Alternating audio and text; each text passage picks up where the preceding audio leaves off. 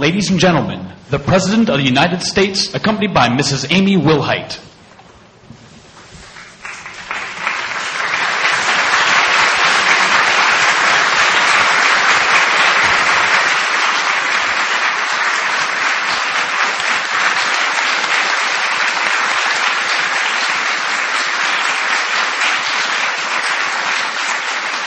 Good afternoon. Sit down, everybody. You got to take charge, right? My name is Amy Wilhite, and I'm from Marblehead, Ohio. In March of 2007, my 8-year-old daughter, Taylor, was diagnosed with acute myeloid leukemia, a fast-growing cancer of the blood and bone marrow. After 3 rounds of chemotherapy and a bone marrow transplant, we discovered alarming news about our insurance plan. We had just about reached Taylor's lifetime limit for coverage, and the insurance company would soon stop paying her medical bills. We are insured through my husband's job, and we asked for that limit to be raised. The insurance company agreed to our request, but Taylor, who is now 12, requires extensive follow-up care for long-term complications with her heart, hip, and compromised immune system. We're constantly worried about hitting the new limit. For years now, we have had to make terrible choices, picking and choosing which doctor's appointments, tests, and treatments, like a much-needed hip surgery, we would put off or delay so we don't exhaust Taylor's coverage.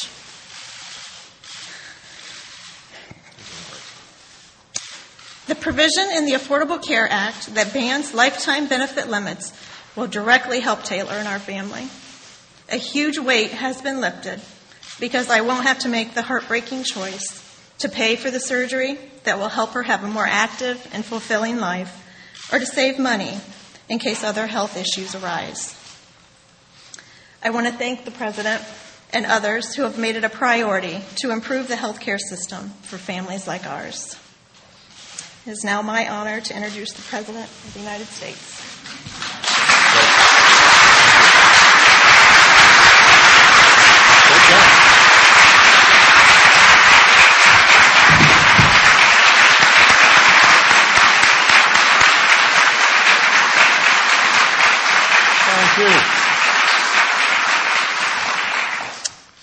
What do you think, Taylor? She did a pretty good job. Yeah, she was solid. Welcome to the White House, everybody, and thank you, Amy, for the wonderful introduction. Thank you, Taylor, for being here. Stories like Amy's and Taylor's are exactly why we passed the Affordable Care Act. And the courage that you and so many Americans have shown in sharing your stories is what kept us going until we actually got it done. And so we're very grateful to you. I want to thank all the members of Congress who are here today, who helped to make reform a reality. Secretary of Health and Human Services, Kathleen Sebelius, is here, as is Secretary of Labor, Hilda Solis, and they are 2 of the members of my cabinet who are helping to implement this law. I just finished a meeting with the CEOs of some of America's largest insurance companies and some of our state insurance commissioners, where we discussed how we're going to work together to implement health insurance reform. Now, it was more than a year ago that some of these same CEOs came to the White House for one of the first meetings about what this reform would look like. And we knew we wouldn't see eye to eye on everything. But for the first time, nearly everyone involved in this debate, patients, hospitals, doctors, nurses, businesses, large and small, Democrats and Republicans, even those most invested in the status quo, including our insurance companies, everybody knew that finally something needed to be done about America's broken healthcare system. It was no longer working for families who were seeing more and more of their incomes eaten by health costs, causing real hardships for working people. It was no longer working for small businesses who were burdened by the weight of premiums that had doubled, more than doubled, over the last decade. It was no longer working for state and federal governments, imperiling our fiscal future. And all the while, the number of Americans without insurance kept rising, compounded by a horrific recession, people losing their jobs and then losing their health care. So one thing was clear to everybody. We couldn't keep traveling down the same road. For the sake of our families, our businesses, and the fiscal future of this country, we had to change course. And that's why 3 months ago, in this very room, I signed the Affordable Care Act into law. Now, this law will cut costs and make coverage more affordable for families and small businesses. It's reform that begins to bring down our government's long-term structural deficit. It's reform that finally extends the opportunity to purchase coverage to the millions who currently don't have it, and includes tough new consumer protections to guarantee greater stability, security, and control for the millions who do have health insurance.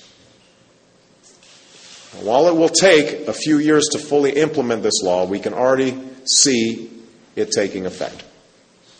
Last month, 4 million small business owners found a postcard in their mailbox informing them that they could be eligible for a health care tax cut this year worth tens of thousands of dollars to help them cover their employees. And America's largest businesses are filling out applications for critical relief to help them provide coverage for retirees who aren't yet eligible for Medicare. 2 weeks ago, tens of thousands of seniors who fall into the Medicare prescription drug coverage gap, known as the donut hole, began receiving a $250 check to help them afford their medicine. And by the end of the year, we estimate that 4 million seniors will receive this help. And by 2020, this law will close the donut hole completely. We're also strengthening Medicare by going after waste and fraud and abuse in the system, and aggressively pursuing those who prey on seniors with scams. In many cases, young adults without insurance can now stay on their parents' plan until they're 26 years old. That lifts a lot of worry from some parents' shoulders.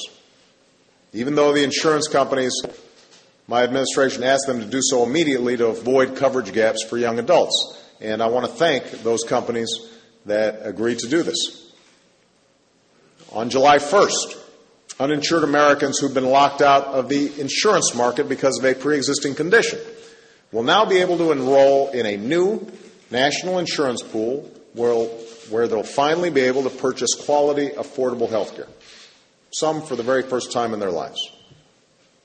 For states that opt to run their own insurance pools using funds from the new, begin enrolling people this. And in a few years, once the new competitive market insurance exchanges, discrimination against Americans with pre-existing conditions will be banned for good.